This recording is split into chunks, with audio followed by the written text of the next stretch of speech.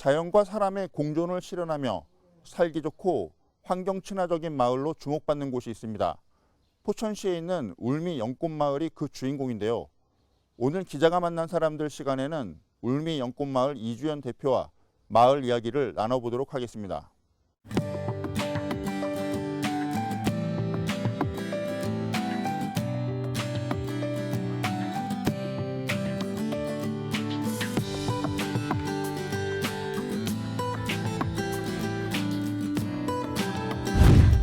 네, 안녕하십니까? 안녕하십니까.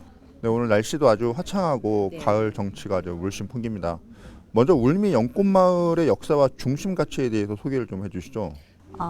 울미 연꽃마을은 경기도 포천시에 있는 군내면에 위치한 작은 마을입니다.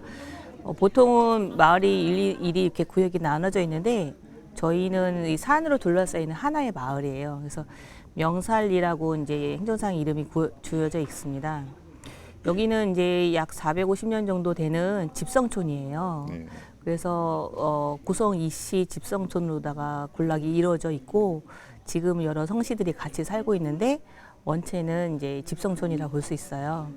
그래서 450년을 내려오면서 이 마을에서 평생을 이제 살아오신 분들이 지금도 이제 살아 계시고 그 자녀분들은 이제 도회지로 다 나와 계시긴 하는데 그러다 보니까 지금 남아 계신 분들은 다 연령대가 좀 높아지신 상황이에요. 마을에 정작 남아 있는 분들은 예전에는 바글바글대고 여기 어린 아이부터 전 세대가 다 어우러져서 살고 있던 마을인데 지금은 어르신들밖에 없다 보니 이 마을을 조금 이제 보존하는 데 있어서 위기도 생겼고요.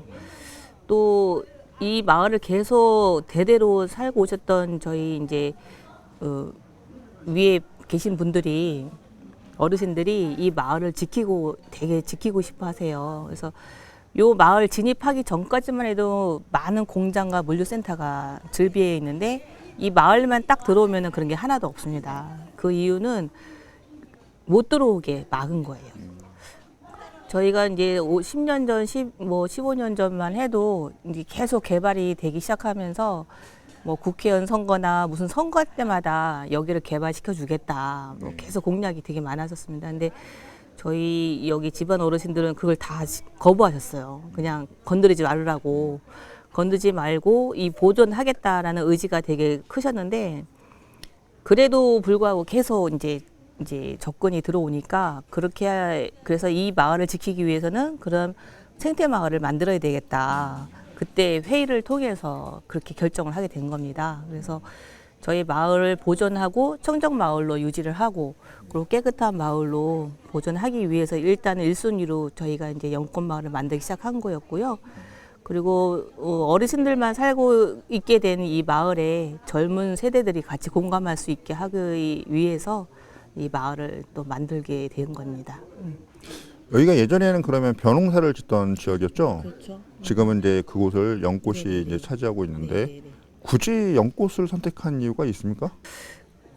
연꽃은 맨 처음부터 연꽃을 염두에 두고 시작한 건 아니고 이제 어르신들 몇몇이 계속 다니셨어요. 전체적으로 다른 마을도 이 마을 저 마을 다니면서 우리 마을을 생태 마을로 할 때 어떤 작목을 좀 특화 마을로 하면 좋을까 많이 돌아보셨는데 연꽃은 꽃도 아름답지만 이제 그가 연꽃이 주는 의미도 굉장히 좋고 그 연꽃의 뿌리부터 줄기 잎까지 하나도 버릴 게 없는 좋은 작물이에요. 그리고 연은 수생식물이니까 논에서 자라기에도 적당하고 그래서 저희가 연을 선택하게 된 겁니다. 아직 그 시청자들에게는 익숙하지 않은 어떤 그런 식재료라고 해야 되나요? 체험의 어떤 그런 소재로 연은 좀 약간 좀 거리감이 있을 수도 있는데 그렇죠. 이 마을에서는 어떻게 활용되고 있습니까? 연은 저도 사실은 저희 마을에 와서 연을 처음 봤어요. 살면서 다른 마을에 가서 연꽃을 이렇게 막 자세하게 본 적이 별로 없었거든요. 이제 연을 봤는데 연잎이 굉장히 크고 또 연잎은 물방울을 막 튕겨내는 그런 작용을 해요. 그분이 너무 예쁘더라고요, 그 연잎이. 그래서 잎을 이용한 체험 활동을 저희가 이제 만들었어요. 그래서 연잎하면 생각나는 게 우산이니까 일단 우산으로 만들어 보자. 그러려면 비가 떨어져야 되는데 비는 어디서 떨어져야 되냐. 그걸 고민하다가 터널을 만들어서 물이 떨어지게 설치를 해서 아이들이 안전하게 그곳에서 마음껏 뛰어놀면서 우산놀이를 할 수 있게 연잎을 가지고 그렇게 터널을 만들었고요. 그 다음에 가을이 되면 저희가 재작년 2년 전까지 한 3년 차에 걸쳐서 연근 캐기를 했었어요. 연근은 또한 연근을 사서 먹어서 마트에서 본 거는 사람들이 많이 있지만 땅속에서 자라는 모습을 본 사람들은 거의 없거든요. 그래서 또 특히 이 일대에는 연 농사 지시는 분도 안 계시고 그래서 가을에는 연근 캐기를 한번 해보자. 그래서 연근 캐기도 진행을 했었습니다. 그리고 연자방이라고 해서 연꽃이 지고 나면 생기는 연자방이 있어요. 그래서 그걸 가지고도 새로운 화분을 만들어서 아이들하고 체험 활동도 하고 있고 다양하게 진행을 하고 있습니다. 2018년도에는 이제 대통령상의 표창의 어떤 영예도 얻었는데 그동안 이제 노력했던 부분에 대한 어떤 큰 결실로 다가오지 않았을까 싶습니다. 조금 많이 부담스러운 것도 있어요. 아직 제가 작년 3월 달에 받았는데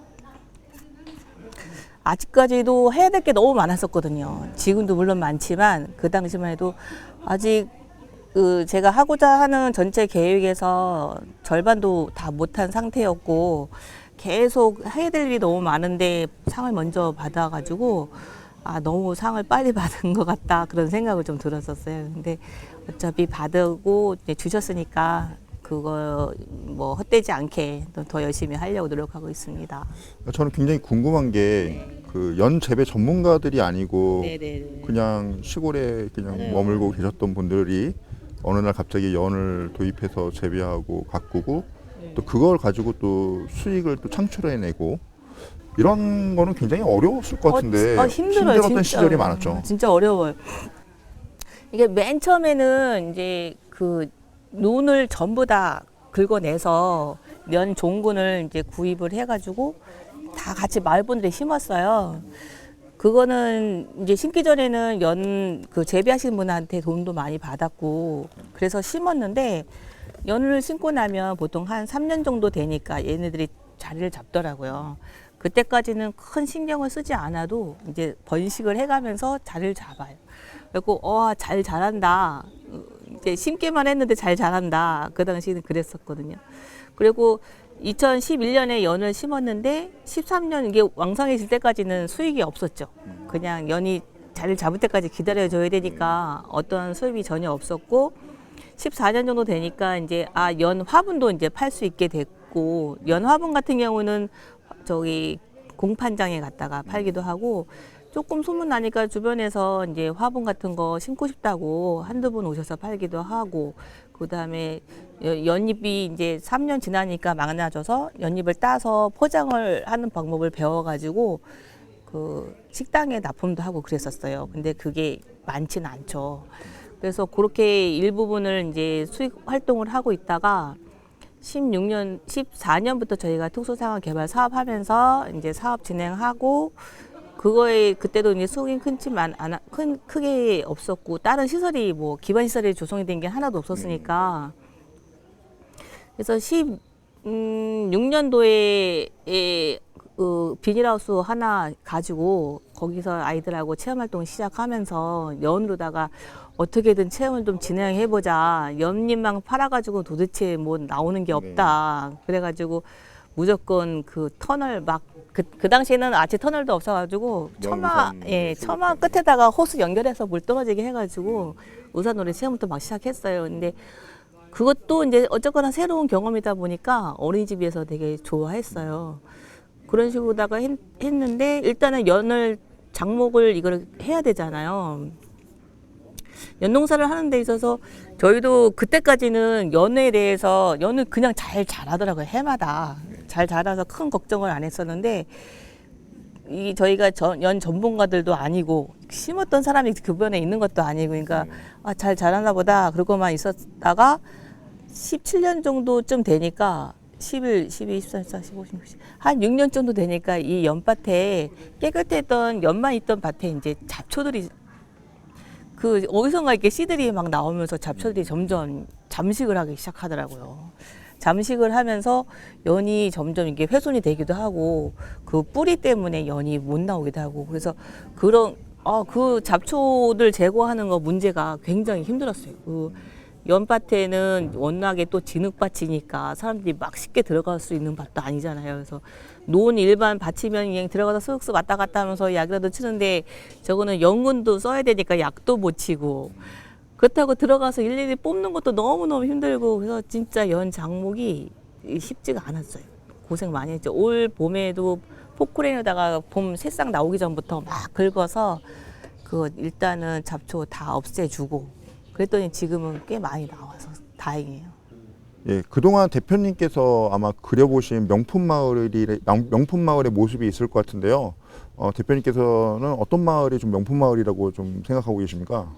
그냥 아름다운 마을 그리고 들어오면 나가고 싶지 않은 마을 오면은 그냥 편안하고 너무 좋다 그렇게 생각이 드는 그런 마을을 만들어 보고 싶다는 생각은 있습니다. 그래서 아이들이 일단은 와서 살고 싶고 아이들이 왔을 때 시골이라고 다 좋아하지 않잖아요. 그러니까 아무리 시골이지만 시골에서도 약간의 그 그래도 편의성은 가질 수 있고 시골에서도 일반 도회지 못지않게 문화생활을 할 수 있고 자연은 자연대로 느낄 수 있고 그래서 그렇게 다양한 활동을 시골에서도 할 수 있다. 우리 고향에서 할 수 있다. 우리 할머니 할아버지 집에는 이런 게 있어. 그렇게 아이들이 말을 할 수 있는 거. 그래서 친구들을 데리고 오고 젊은 세대가 다시 들어와서 살고 싶은 마을, 뭐 그런 마을이면 되지 않을까 생각을 합니다. 앞으로 이 마을을 좀 더 가꾸어 나가는 데 있어서 진행할 어떤 사업 계획이라든지 어떤 목표점 이런 게 있습니까? 지금 이제 제가 미술을 전공해서 그런지 아무래도 문화예술 쪽을 자꾸 생각을 하게 되는 것 같아요. 그리고 저희 애기 아빠는 음악을 좀 하고 있거든요. 그래서 이 시골 마을에서는 그냥 꽃하고 경치만 예쁘면 되는 게 아니라 문화예술이 같이 공존하고 있는 작고 예쁜 창의적인 마을, 그런 마을을 지금 만들고자 합니다. 그래서 지금 여기 지금 오늘도 이제 화가분들이 많이 그림을 그리고 계시는데 수시로 많은 화가 단체에서 그림을 그리러 오고 있고 공연도 많이 하고 있고 그런 활동들을 지금 많이 하고 있거든요. 그래서 교류도 많이 하고 지난달에는 포천 음악협회하고 같이 오페라 공연도 하고 그랬었어요. 그러니까 이런 자연에서 그런 문화 공연이 이루어질 때 굉장히 보기도 좋고 이 시골 분들 생전 여기서 살면서 문화 공연 한 번도 구경 못 하신 분들 되게 어르신들 많으시거든요.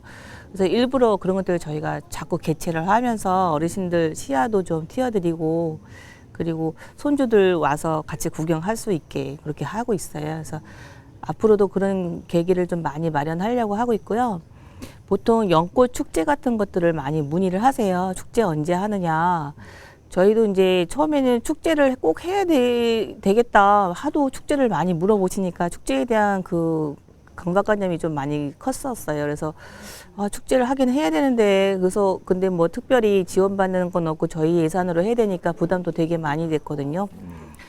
근데 축제라 하면 불특정 다수분들이 막 오셔야 되고 저희 마을은 보셨다시피 오셔서 막 여기저기 차를 댈 만한 그런 공간이 없잖아요. 그래서 우리는 축제라는 개념보다는 차라리 테마를 가지고 예술이 있는 그런 공연과 체험거리가 있는 팜파티 형식으로 해서 주기적으로 그래서 손님들을 모셔서 서비스를 제공하자 지금 그렇게 계획을 바꾸고 있는 중입니다. 네, 마지막으로 우리 시청자분들께 초대의 말을 좀 전해주시죠. 내년 정도 오실 때 항상 언제든지 오셔도 맛있는 음식과 차를 드실 수 있게 저희가 준비를 하려고 하고 있습니다. 근데 올해는 이제 예약으로 다 진행을 하고 있습니다. 그래서 전화 주시고 오신다 그러면 언제든지 맛있는 연잎밥 준비해 드릴 거고요. 이제 올해 지나고 나서 좋은 풍경을 느끼면서 맛있는 이제 건강한 음식 드실 수 있게 저희가 준비를 많이 해놓도록 할게요. 네, 앞으로도 마을을 정말 살기 좋고 잊혀지지 않고 정말 머물고 싶은 마을로 잘 갖고 나가시기를 바라겠습니다. 네, 오늘 말씀 감사드립니다. 고맙습니다.